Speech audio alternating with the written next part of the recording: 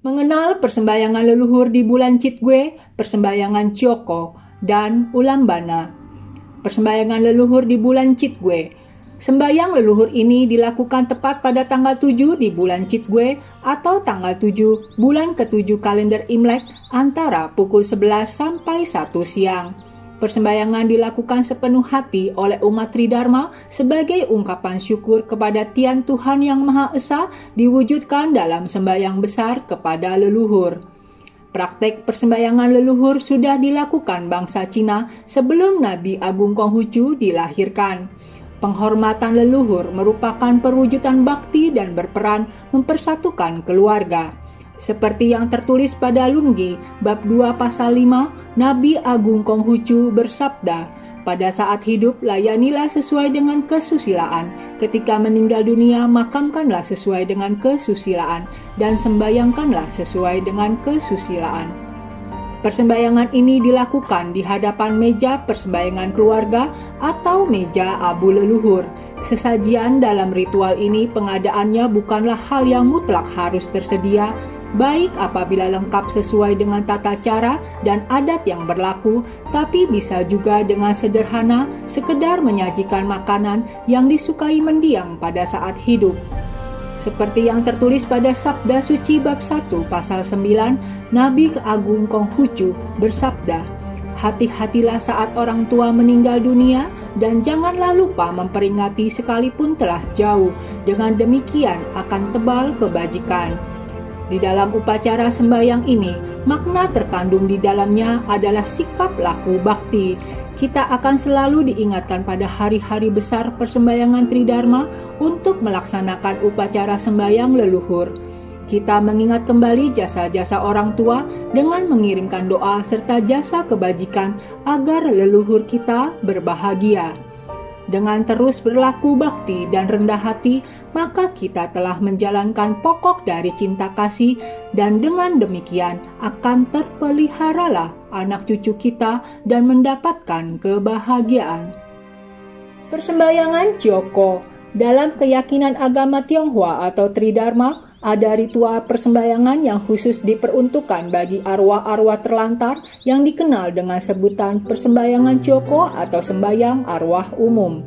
Diyakini bahwa pada pertengahan atau tanggal 15 bulan 7 penanggalan Imlek atau Citgue Capgo diberi kesempatan bagi penghuni neraka untuk menerima persembahan makanan dari umat manusia. Ritual keagamaan ini ditujukan bagi arwah atau roh yang tidak memiliki keluarga lagi atau yang terlantar. Sembahyang Cioko ini sangat kental dengan pengaruh aliran keagamaan Tao. Sembahyang Cioko atau arwah ini umumnya diadakan mulai tanggal 15 bulan 7 penanggalan Imlek hingga tanggal 30 bulan 7 penanggalan Imlek atau terjadi sekitar bulan Agustus hingga September, di mana bagi negara-negara subtropis bertepatan dengan selesainya musim panen raya. Sembahyang Cioko ini juga sering disebut sembahyang Ching Ho Ping atau sembahyang persahabatan. Disebut sembahyang persahabatan karena ketika masyarakat mendapat kegembiraan pada musim panen raya, masyarakat turut mengingat dengan mendoakan tidak hanya kepada leluhur, namun saudara-saudara, teman-teman yang tidak disembahyangi lagi oleh keturunan mereka.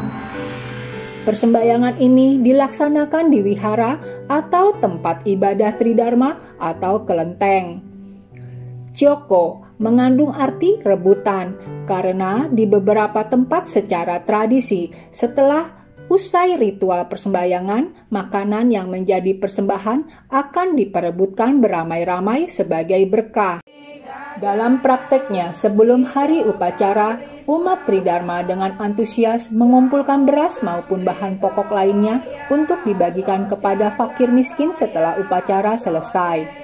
Umat sangat yakin bahwa jasa-jasa kebaikan yang ditanam pada upacara ini sangat baik bagi kebahagiaan para leluhur dan makhluk-makhluk yang membutuhkannya. Sembahyang Cioko merupakan upacara dari umat Tridharma sebagai sarana umat untuk mencurahkan rasa bakti dan peduli terhadap semua umat manusia. Dalam perspektif harmoni dengan alam semesta, persembahyangan ini merupakan upaya manusia untuk menjaga keseimbangan yin dan yang. Ada saatnya seseorang menerima berkah dari semesta alam dan ada saatnya memberikan penghormatan kepada yang kekurangan dan memberi apa yang kita miliki untuk kebahagiaan makhluk lain. Jadi bulan Citgue atau bulan 7 penanggalan Imlek adalah bulan di mana setiap umat Tridharma menyisihkan apa yang mereka miliki untuk dipersembahkan bagi kebahagiaan makhluk lain. Ada saatnya menerima dan ada saatnya memberi. Bulan persembahyangan Cyoko adalah saatnya dengan segala daya upaya kita berusaha memberi. Hari Ulambana. Ulambana adalah sebuah peristiwa yang terjadi pada masa Sang Buddha, yaitu kisah siswa Sang Buddha yang bernama Yang Arya Maugalyayana atau dalam bahasa Pali Moggallana dan Tionghoa Mulyen. Sebuah kisah di mana seorang anak yang berbakti ingin menolong orang tuanya yang berada di alam penderitaan, yaitu alam preta atau peta. Secara umum, kata Ulambana sering dianggap berasal dari bahasa Sangsekerta dan yang berarti menggantung terbalik. Namun istilah Ulambana ini jarang bahkan tidak ada dalam kosakata bahasa Sangsekerta. Satu-satunya kata yang terdengar sama adalah Ulampana yang berarti melompat. Menurut mendiang Takakusu Junjiro, Profesor Emeritus Bahasa Sangsekerta dari Universitas Imperial Tokyo, kata Ulambana berasal dari perubahan kata dalam bahasa Pali dari kata Ulumpana yang berarti menaikkan, menyelamatkan, atau menolong, yang kemudian menjadi Ulumbana lalu menjadi Ulambana. Dalam bahasa Mandarin, Ulambana diterjemahkan sebagai Yulanpen, yang secara harfiah diartikan sebagai mangkok, baskom, atau bajan persembahan leluhur. Hari Ulambana seringkali disamakan dengan persembahyangan Cyoko yang dilaksanakan pada bulan 7 penanggalan Imlek atau Citgue. Hal tersebut memengaruhi pandangan sebagian masyarakat terhadap persembahyangan Cyoko maupun Hari Ulambana yang merupakan salah satu hari raya Buddhis tradisi Mahayana Tiongkok yang jatuh pada tanggal 15 di bulan 7 penanggalan Imlek atau Citgue Capgo. Perayaan Ulambana berawal dari kisah Yang Arya Maugalyayana atau dalam bahasa Pali Moggallana dan Tionghoa Mulyen yang menyelamatkan ibunya yang dicatat dalam Ulambana Sutra atau Yulan Pencing. Yang Arya Maugalyayana adalah salah satu dari 10 siswa Sang Buddha yang paling menonjol. Ia bahkan salah satu dari 2 siswa utama Sang Buddha. Ia juga memiliki kekuatan batin terbesar di antara para siswa. Dan dengan kekuatan batinnya itu, ia mencari kedua orang tuanya yang telah meninggal untuk membalas budi. Dengan kekuatan batinnya, ia memindai dunia dan melihat bahwa mendiang ibunya lahir kembali di alam hantu kelaparan atau dalam bahasa Pali Peta, Sangsekerta Preta. Mendiang tersebut tidak memiliki makanan atau minuman, tubuhnya hanya kulit dan tulang. Yang Arya Maugalyayana adalah anak yang berbakti. Ia mencoba membantu meringankan penderitaan mendiang ibunya dengan menggunakan kekuatan batinnya. Ia menghasilkan semangkuk makanan untuk ibunya. Untuk mencegah hantu lain merebut makanan, ibunya menutupi mangkuk dengan tangan kirinya yang kurus saat dia menggunakan tangan kanannya untuk mengambil makanan. Tapi setiap kali makanan itu masuk ke mulutnya, makanan itu berubah menjadi batu yang membara. Melihat keadaan ini, Yang Arya Maugalyayana merasa terenyuh karena meskipun ia telah memperoleh kekuatan supernatural yang tinggi, ia tidak dapat menyelamatkan ibunya sendiri. Ia dengan segera menghadap Sang Buddha untuk menceritakan kejadian ini. Sang Buddha menjelaskan bahwa mendiang ibu Yang Arya Maugalyayana telah melakukan karma buruk yang sangat dalam sehingga kekuatan spiritual dari seseorang yang baktinya mengguncang langit dan bumi dan para makhluk surgawi tidak bisa menolongnya. Sang Buddha kemudian menjelaskan bahwa Yang Arya Maugalyayana dapat menolong mendiang orang tuanya yang terakhir, bahkan 7 generasi dengan kekuatan Sangha Biksu melalui cara mempersembahkan dana kebutuhan hidup untuk sangha biksu dan melimpahkan, membagi, atau mengalihkan hasil perbuatan baiknya itu kepada para mendiang. Waktu yang tepat untuk melaksanakan pelimpahan jasa tersebut adalah saat hari Pravarana atau dalam bahasa Pali Pavarana, yaitu hari penanda berakhirnya masa warsa atau retret musim hujan para biksu yang berlangsung selama 3 bulan.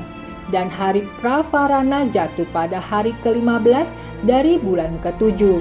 Yang Arya Maugayayana mengikuti instruksi Sang Buddha dan memberikan persembahan kepada para biksu. Ia berhasil membebaskan mendiang ibunya dari alam preta. Hari Ulambana pada dasarnya adalah hari Pravarana atau dalam bahasa Pali Pavarana atau mengundang, yaitu hari penanda berakhirnya masa warsa atau dalam bahasa Pali Wasa, retret musim penghujan selama 3 bulan bagi para biksu. Ulambana Sutra menyebutkan bahwa hari tersebut jatuh pada hari ke-15, hari Purnama, di bulan ke-7. Dalam Ulambana Sutra yang diterjemahkan oleh Dharma Raksha pada masa dinasti Jin tahun 266 hingga 313 Masehi, disebutkan hari Ulambana yang tidak lain adalah hari Pravarana jatuh pada tanggal 15 bulan ke-7. Namun tanggal 15 bulan Kartika atau dalam bahasa Pali Kartika adalah bulan ke-7 berdasarkan penanggalan India kuno atau antara Oktober dan November. Buddhis Mahayana Tiongkok pada masa lalu menetapkan tanggal 15 bulan ke-7 berdasarkan penanggalan Tionghoa, yaitu tanggal 15 bulan Chikwe atau bulan ke-7 penanggalan Imlek atau Agustus. Jika konversi tanggal dalam Ulambana Sutra dikembalikan dari penanggalan Imlek ke penanggalan India kuno, maka hari Ulambana sebenarnya jatuh tepat pada hari Pavarana yang merupakan hari penanda berakhirnya masa wasa para biku dalam tradisi Theravada, yaitu sekitar bulan Oktober dan November, bukan pada bulan Agustus. Hal tersebut diperkuat dengan ciri-ciri waktu yang disarankan oleh Sang Buddha kepada Yang Arya Maugayayana dalam Ulambana Sutra, yaitu pada saat Pravarana setelah anggota sangha menyucikan diri.